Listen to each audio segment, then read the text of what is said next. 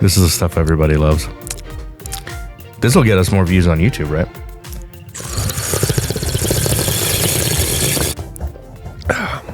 This is the ASMR episode of the Video Reformation Podcast? Mm-hmm. Maybe not.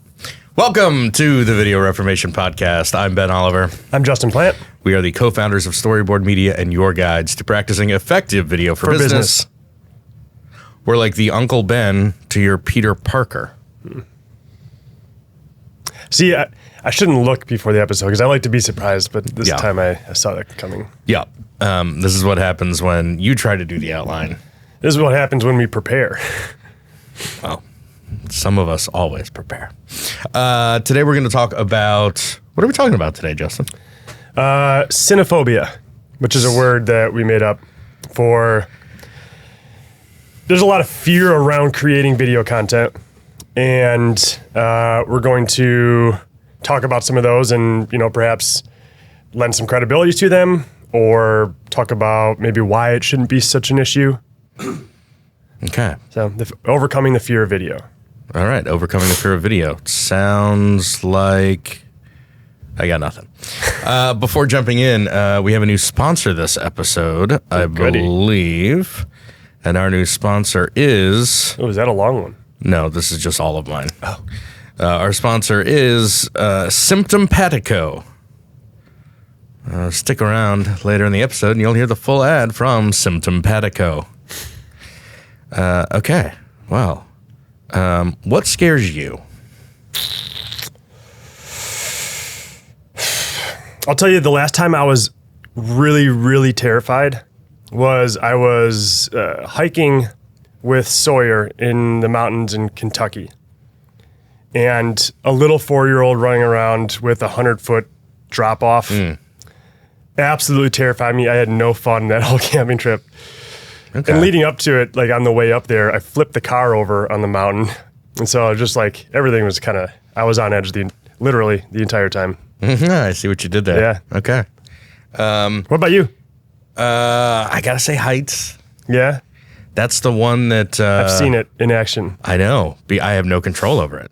That's the disarming part of it is I cannot... my legs freeze. It's funny because like we'll be walking and talking on like the 8th floor of a building, and all of a sudden you're not there anymore. and it's weird. And I realize, we're by the windows. And but if it's like floor to ceiling windows, yeah. If there's like 3 feet of like an AC unit or something like that, and then like I'm perfectly fine. I could walk up to the edge of the window, and that doesn't even make any sense to me. I just there is some. I think technically it's probably a fear of falling more than a fear of heights. Sure. But, I'm more afraid of falling from a higher height than a lower height. Would you ever skydive? I don't think so. I have no problems in planes. Mm-hmm. We've been in a helicopter. Because the window's this big. Right. We've been in a helicopter. I had no problem with that. Yeah. Which I thought I would have an issue with the helicopter just because it was open. Well, you held our intern's hand the whole time. That's true. That's true. Well, we've done an extensive, scientifically accurate, double-blind brainstorming session amongst ourselves and come up with some of the reasons why we have come across that people fear video. I think the one that is on the top of everybody's list is that video is expensive. Mm-hmm. Is that a valid fear for not doing video content? I mean, I think it certainly can be. Mm-hmm. It certainly used to be. Yeah. The barriers were a lot higher at one point. Yeah, I think anybody who was using video for a business or prior to 2008? DSLR revolution DSLR made felt a like huge it was change. 2008-ish. Yeah. Those were expensive productions that companies with large budgets could only make. And I don't know that it's true that anybody who was doing it then hasn't done it since and would just be relying on. But I've had a couple conversations over the last couple of years where somebody who hasn't done video for a long time thinks back to like the old rules. Even still that famous $1,000 per running minute cost thing, which is actually not expensive. I used to think like, wow, if we could charge $1,000 a minute, I was like, we will be rolling in it. But there's just so much fallacy in that. It's just too easy to say. But what about a 30-second commercial? Yeah. Because 30-second commercials don't cost $500. Right. Could. So yeah, and they could, but now, I mean, in the modern landscape, I think it's just like any other. I want to put a big asterisk on this. It's like any other commodity. There are options at any price range, including free. Yeah. Because everybody that I know has a camera in their pocket that's pretty good. Mm-hmm. A Leica. You're talking about the Leica that everybody carries around? Yeah. Yep. The Leica snap and shoot. So yeah, it's expensive. So what prices are we talking about? What are we talking about? Well, I mean, our minimum level is 15,000. That's where and it doesn't just necessarily mean for one video. Every video costs at least 15,000.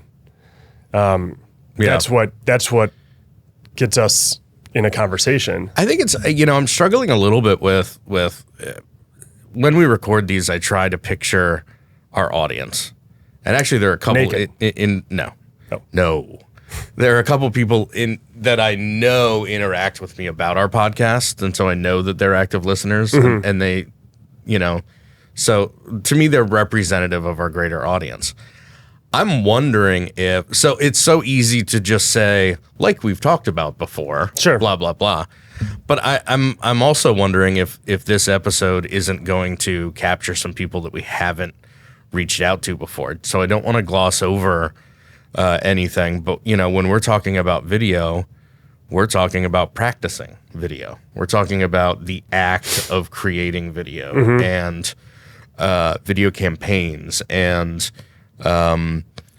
multi-pronged pincer movement attacks based on, solid strategy and things like that. We're also talking about the environment in which video lives.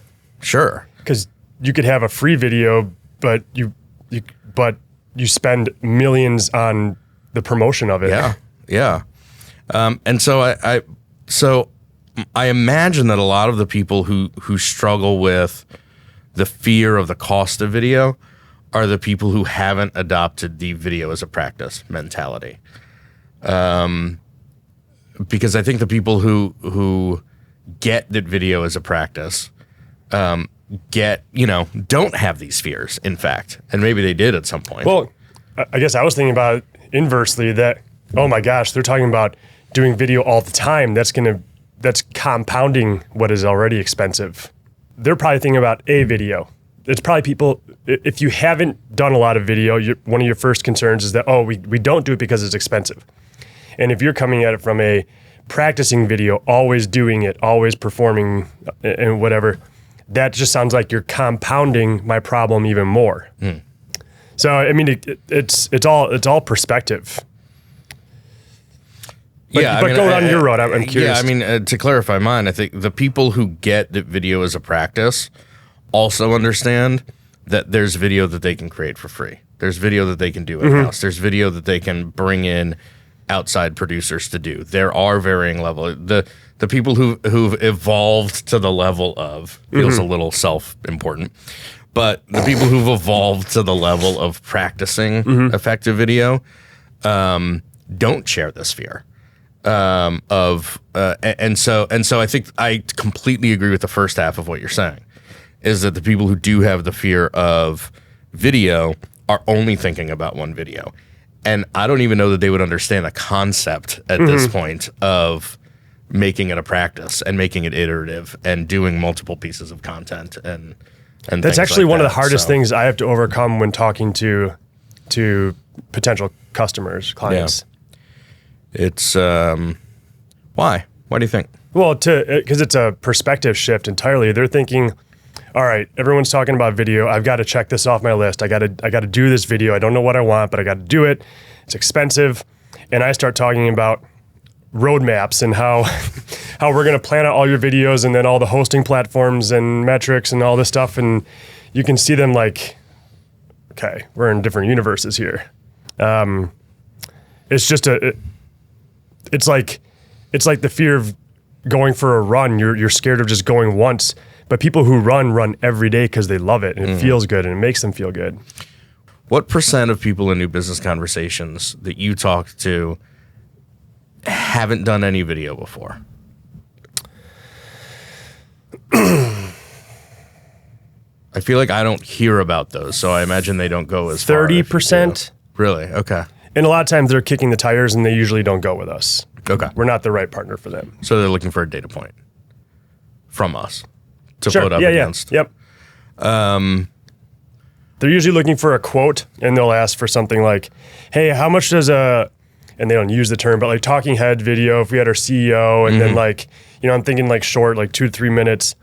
A short 4 to 5 minute video. Yeah, I know pretty early on that they just want a price. And so that's when I pull the Band-Aid off and say, here's our minimum level. Yeah. And, take that. Oh, okay. Thanks. Yep.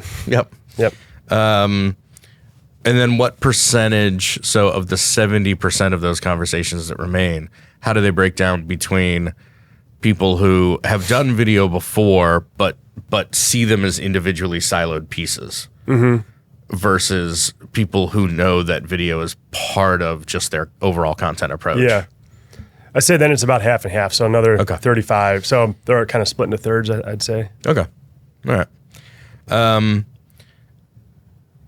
So what's the solution here? What's the, if we put on our psychiatrist's caps here, what's the prescription for someone with a fear, an irrational cost-based fear of doing video for their business? I think it's like, so I asked my kids to describe a monster. Like, tell me, because I was talking about fear with them. And I'm like, describe a monster to me. And they say like big teeth, big ears, they're strong, they got claws. And I'm like, oh, like a tiger. And they're like, no, not a tiger. And I'm like, well, a tiger is a fucking monster. But you named it, right? You've named it and you turn the lights on. It's not this thing that has glowing eyes in the dark. You turn the lights on, you reveal it and you name it and you understand it. And now it's not a monster, it's a species. It's a cool, like powerful thing. That's how you get power over demons. Is that, yeah. And so I think not metaphorical demons like, mental issues, but like actual demons sent from hell. Okay. Yeah. Okay. But I think that's how you overcome that fear. And so for us, we help our clients map it all out, right? So with a very small risk. So that's what the roadmap is. It's just biting off the front end of the whole video process and understanding the audience, understanding their goals, understanding our platforms, understanding all those things that we need, like our messaging, that kind of stuff. And then they start to see, okay, I can start to see what this looks like. And then you start to draw some shapes and pictures and colors to kind of plan out what this thing looks like. And then they start to see, okay, and then once you have that, there are varying ways to go about executing that. You could do it for $1 million or you could do it for, 10,000. I think that leads really well into our next fear, which I've taken 3 or 4 things on our list and kind of put them together under one. So I think there's a lot of fear because it's my first time doing video. And so there's a lot that... Oh, I'm just going to lose this jacket. Okay. Take it from the top. No. So there's all of that fear of the unknown, which is valid for anything, right? It's I don't know what to expect. Oh, I've got to write a script. How many people have we talked to over the years where they say, we've been working on the script for this video for 2 years? Like, that's just bonkers to me. I know. And I get it because they feel like they have to bring something. When all you really need is just, we really need to be leveraging video better. Yeah, at least for a company like us. For us, yes. Yeah. Yes, for someone like us, we even prefer it when somebody would come to us with We're that a design kind of attitude. build shop, right? Yes. We're not just a contractor who will build something. We prefer to help design that as well. I don't know what to expect. I don't know the process. Who do I call? It's complicated. All of this stuff, to me, wraps under the I don't know what I don't know kind of category, which I think is perfectly valid. I think it happens. I mean, part of me wants to say, get over yourself. Like, that's how you learn anything, right? Yeah. Is by doing new things. And so maybe it's more that they don't know where to find the answers to those things. Maybe it's that They don't know who to trust. As an industry, maybe we're not doing a good enough job of explaining, basically, here's the process. Here's what we need from you. Here's what, but I also am tempted to go back to the whole price, argument. There are companies out there, video companies, whether it's agencies, production companies, whatever, that can work with varying levels of collaboration. Right? Yeah. I mean, there are companies out there who will take a finished script from somebody and create that video. Whereas there are companies, and sometimes it's the same company, who can take, I've been told that we need to be doing video. I've got this budget and I don't know what to make, where to start, how to put it out there, whatever, and can go with that. By the way, that rarely ever happens. No, I know. Someone just gave me some money and I'd have to make a video. Well, I think that happens more often than we think. They just don't say admit that. Yeah, I think you're right. And it's this thing where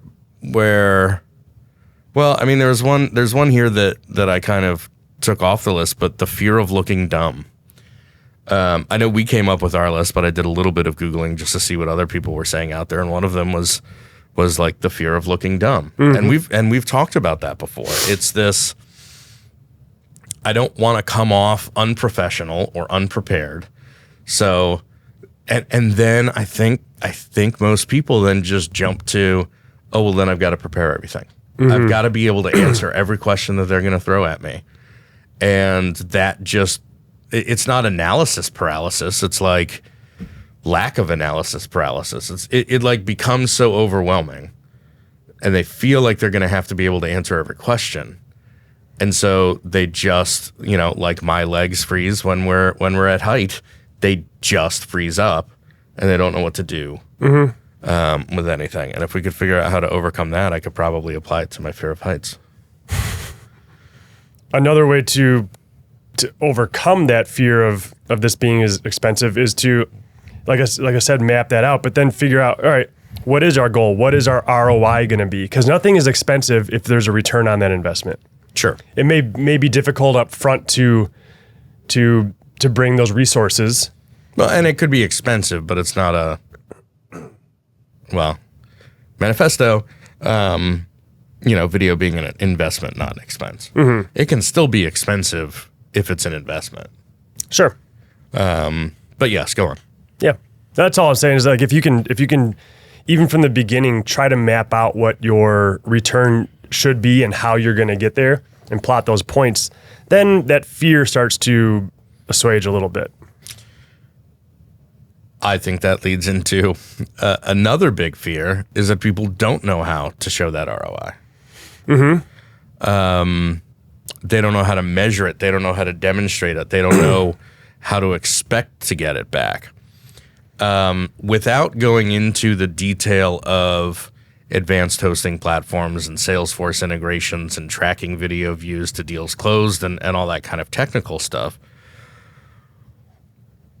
how should someone who has a fear that they can't justify the cost, maybe that's the whole ROI angle here, right? It's justifying that expense. Yep. There's the expense itself, and then there's the ROI angle of justifying the expense. If they feel like they can't justify the expense, how can we help somebody overcome that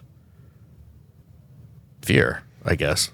I don't know. I guess if they're doing other content, I would ask them what expectations they have from their other content. Mm-hmm. If they're expecting a 4-to-1 return on ad spend, I would start there and say, okay, well, then let's say we start with a 20 grand video budget. You're looking to get 80 back, and you start to work backwards. If we're working with the marketing department, a lot more and more often, marketing departments are being judged and rated on their revenue as opposed to just leads. Sure. And so, but then once you know your revenue and you know how many leads you're coming in over a given period of time, either a year or a quarter or whatever, you just divide that revenue by the number of leads you got. And now you know how much each lead is worth. And then where do you go from there, Ben? No, I'll take it from here. Well, there is, yeah, go ahead. So then I imagine what you would want to do is look at your existing content, see how many leads that's generating. Mm-hmm. Over time, or I suppose you could project then how many additional leads I don't know. I know we've done this before. Yeah, I know. I thought I had it. I thought I could stall long enough, and I just ran out of words. You've got your revenue over a quarter, and you've got your leads per quarter. Right. And then you divide your revenue by the number of leads. That shows you how much each lead is worth.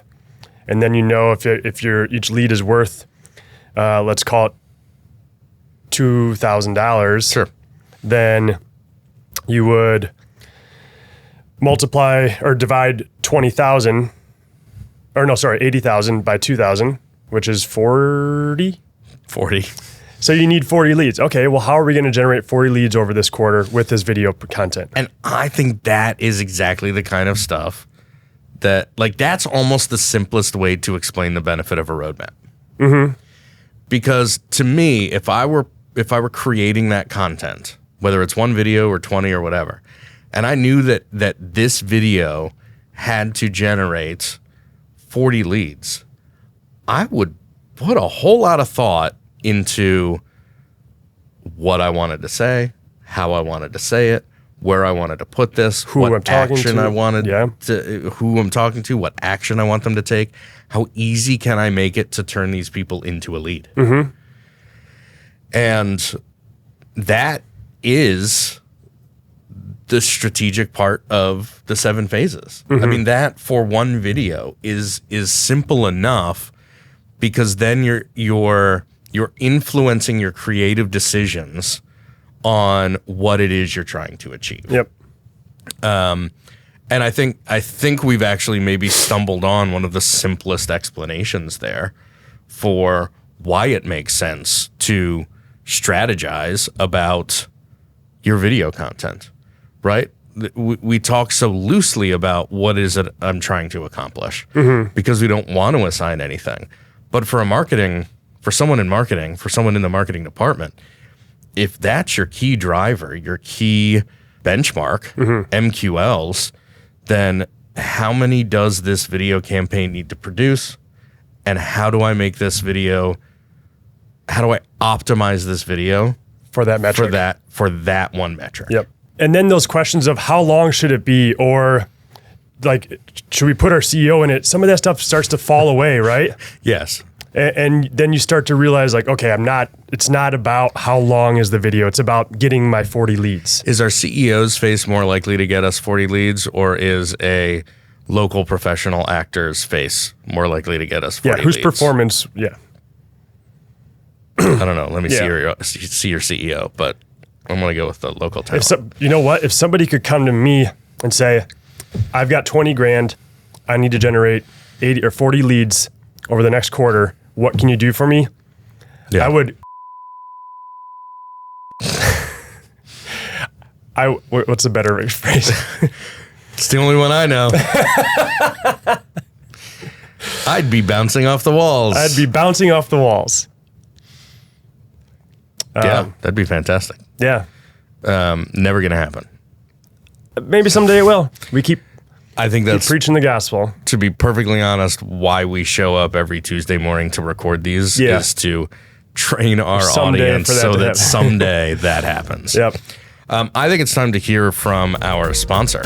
Perfect. Have you ever had a hard time describing your symptoms to your doctor? Is your throat scratchy or tickly? Is your stomach pain dull or acute? Does it burn when you pee? Or is that just me? Introducing the Symptompatico app. Symptompatico finally lets medical professionals actually feel what their patients are feeling. When you sign up, we'll send you 2 Bluetooth-enabled patches, kind of like those nicotine patches, that sync through the Symptompatico app. Apply the patch labeled Patient to the back of your neck at the base of your skull.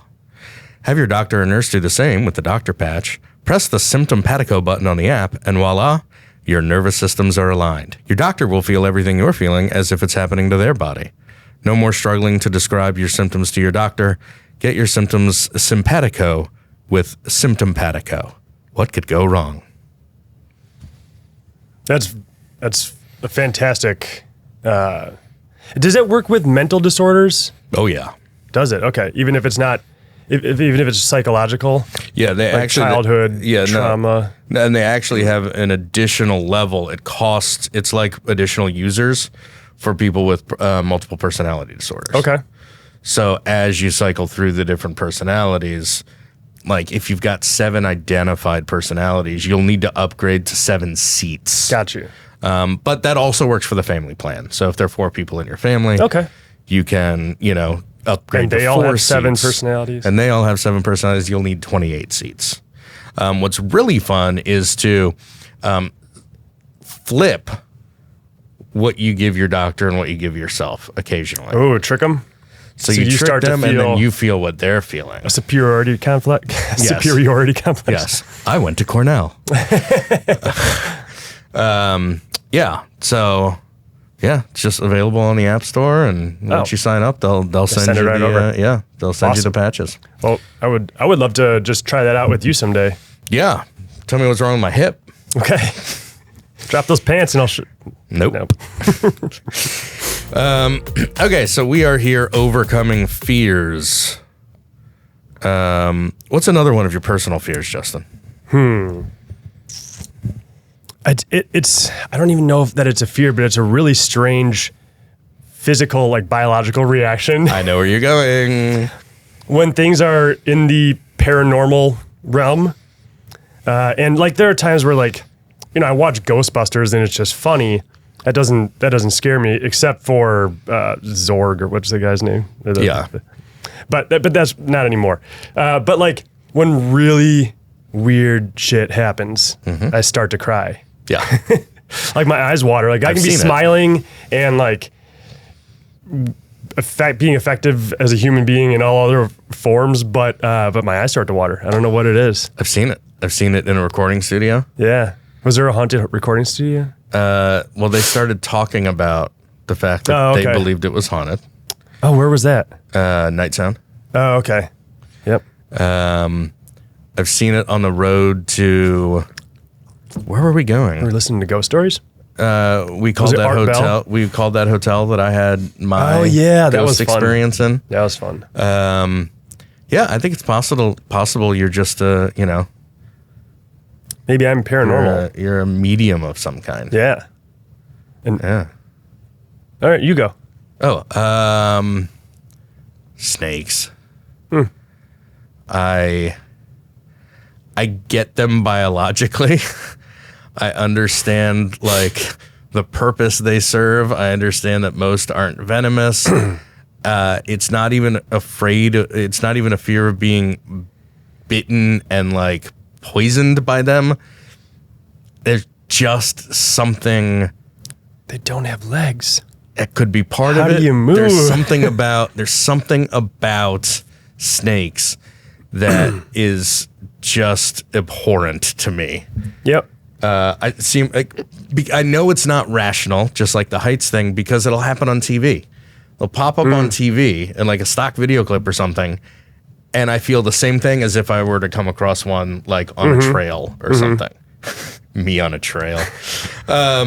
Trail mix. Yeah. If I were to pull a snake out of my trail mix, I would have exactly the same reaction as to seeing it on TV. So I know it's not like that fear of being bitten or whatever, but Those are the worst, and it manifests itself in my dreams too.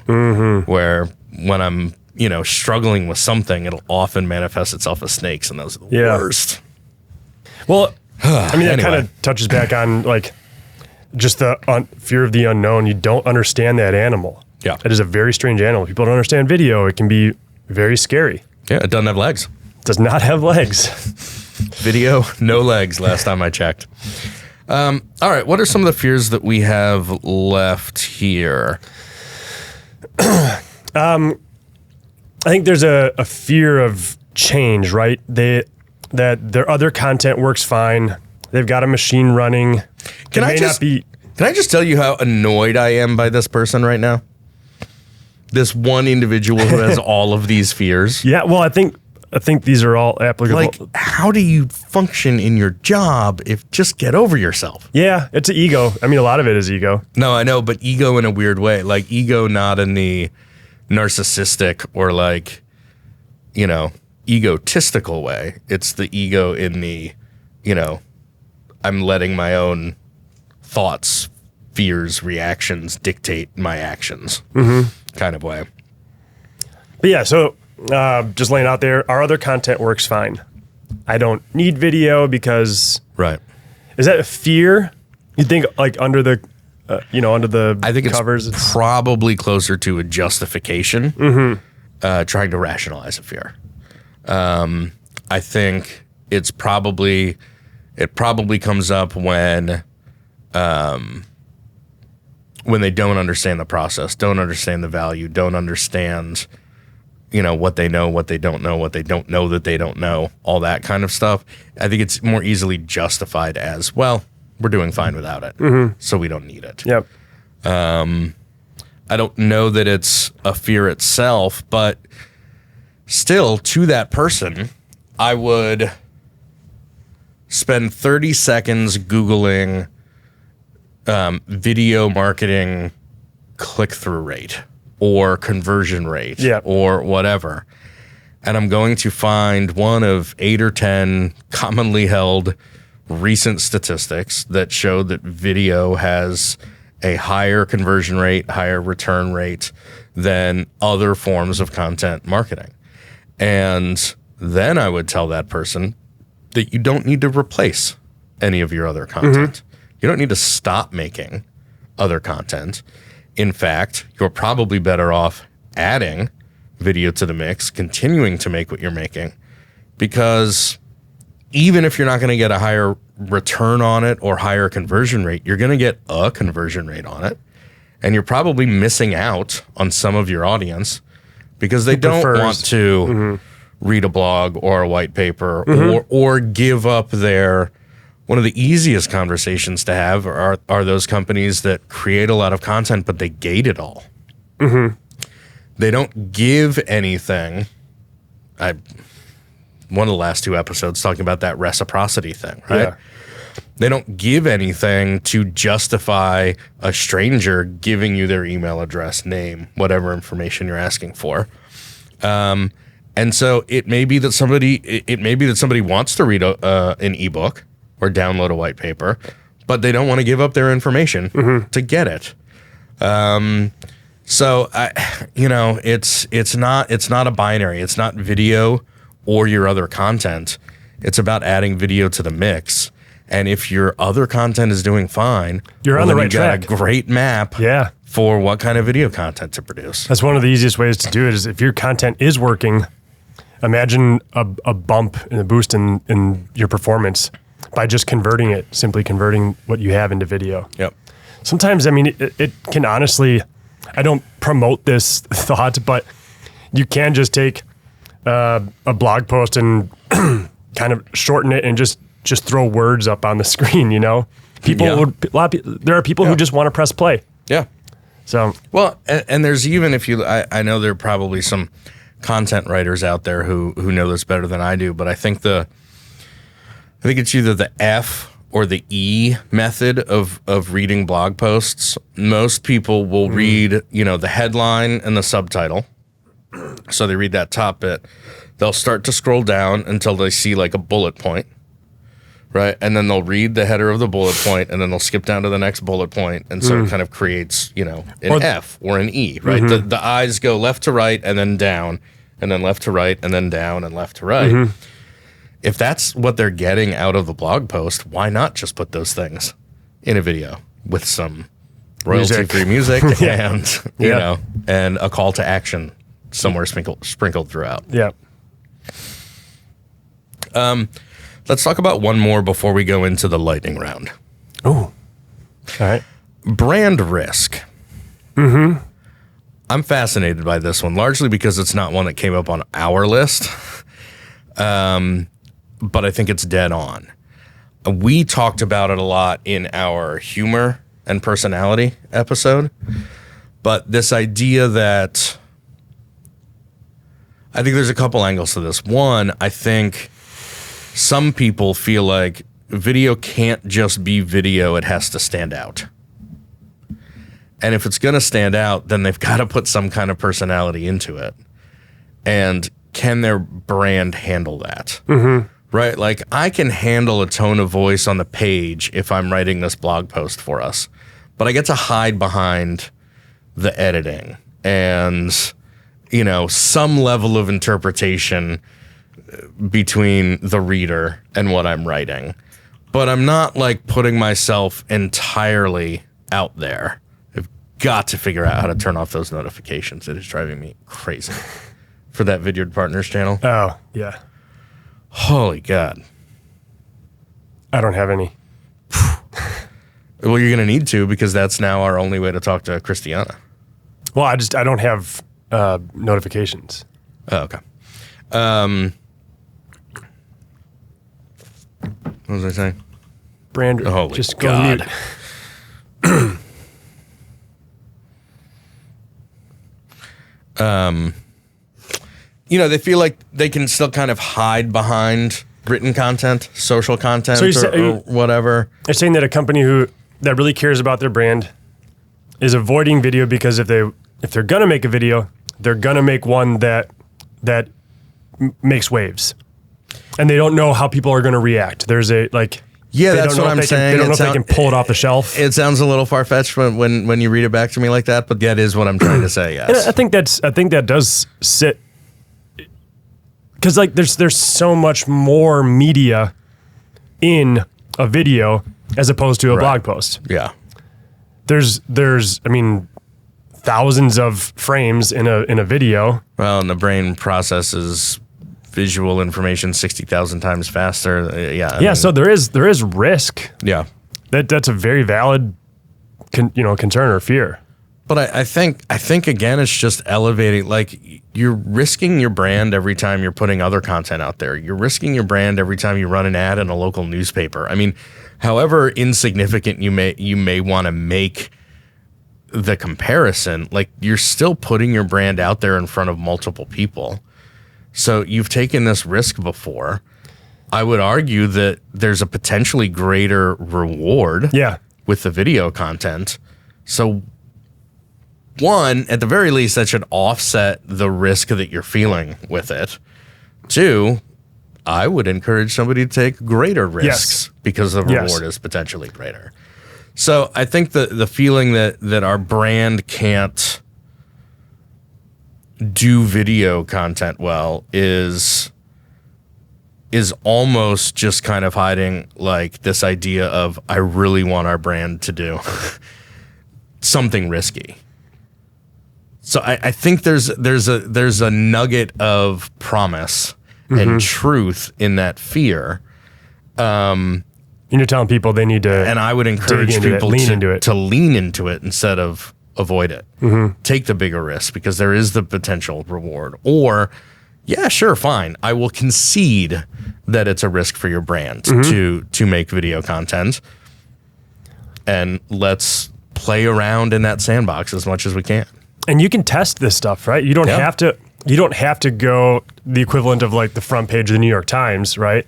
You don't have to do $1 million ad spend pre-roll for every video on YouTube. Yep. You can test it, and it's not that risky. Let's be honest. Nobody's paying attention. I mean, it's not. Nobody at least. I mean, that's tough to argue for and against. no, I know, but like unless you are Nike or Apple or Coca-Cola, your audience is likely so small that it may feel like a big risk to you, but it's not actually that big a risk, right? We're not saving lives here. Quote from one of my favorite CMOs. It's at the end of the day, if you're a person who's sitting in the chair deciding whether or not to do video, risk is part of your job, and you have to figure out how to get around that and how to be okay with that. In fact, the people who are sitting in that chair who are often better than other people are the ones who are willing to take the risk to do it. So I don't know. I think maybe that's largely a personality thing, but I think a lot of these probably come down to personality traits also. Yeah. Time for the lightning round? Let's do a lightning round. Lightning round is everything that we didn't already address that may be similar to things we've already done. But Justin, give me a sentence on I got to write a script. No, you don't. Okay. I'm not creative. We are. It won't work. Want to bet? I don't know any video people. You're talking to one. Takes too long. Pull out your phone and show me. I don't know what video to make. Me neither. Make a roadmap. Yeah. Where do I start? Well, what have you done so far? My audience / customer doesn't watch video. I bet they do. I don't even like video myself. I bet you do. Oh, yeah, I do. All right. I don't like being on camera. I'm not going to put you on camera. I'm afraid of looking dumb. That's legitimate. All right. And that was the lightning round. All right. Yeah. That was a more fun way of doing it. Okay. Before we sign off, should we hear from our sponsor again? Yes. Have you ever had a hard time describing your symptoms to your doctor? Is your throat scratchy or tickly? Is your stomach pain dull or acute? Does it burn when you pee? Or is that just me? Introducing the Symptompatico app. Symptompatico finally lets medical professionals actually feel what their patients are feeling. When you sign up, we'll send you 2 Bluetooth-enabled patches, kind of like nicotine patches, that sync through the Symptompatico app. Apply the patch labeled Patient to the back of your neck at the base of your skull. Have your doctor or nurse do the same with the Doctor patch. Press the Symptompatico button on the app and voila, your nervous systems are aligned. Your doctor will feel everything you're feeling as if it's happening to their body. No more struggling to describe your symptoms to your doctor. Get your symptoms simpatico with Symptompatico. What could go wrong? Thank you, Symptompatico. Yeah, happy to have you aboard. Thank you all for listening. What did we talk about today? Did we do the Uncle Ben to Peter Parker Spider-Man reference, not the rice joke, or did we just fly right by that one? Oh yeah, I wrote that in there. Yeah. I'll go back to doing the outlines from now on. So today we talked about overcoming the fear of making video. Bottom line, get over yourself. They are oftentimes perfectly valid fears, but like many other fears, if you just kind of talk it through and get back to the root part of the problem, anyone like us should be able to help you with video. That kind of reminds me, because like most of the time, or not most of the time, but oftentimes we commiserate that we are more of like a therapist than we are a video agency sometimes for our clients to talk about whatever's going on in their head. Have you gotten further away from me as this episode has gone on? Yes. Okay. There's the burning pee sensation thing. Gotcha. I didn't want to. You didn't want to feel that. You didn't want to sync up with the Symptompatico app, and okay. We talked a lot about cost, investment, return on investment, not knowing what you don't know, and getting over yourself. I suppose that is it for this episode of the Video Reformation Podcast. Thanks so much for watching, for listening. Make sure to like, subscribe, download multiple times on multiple devices under different user accounts, all of those fun hacks to get our analytics up. We will see you next time. You're the best. What? I thought you were waiting for me to say something.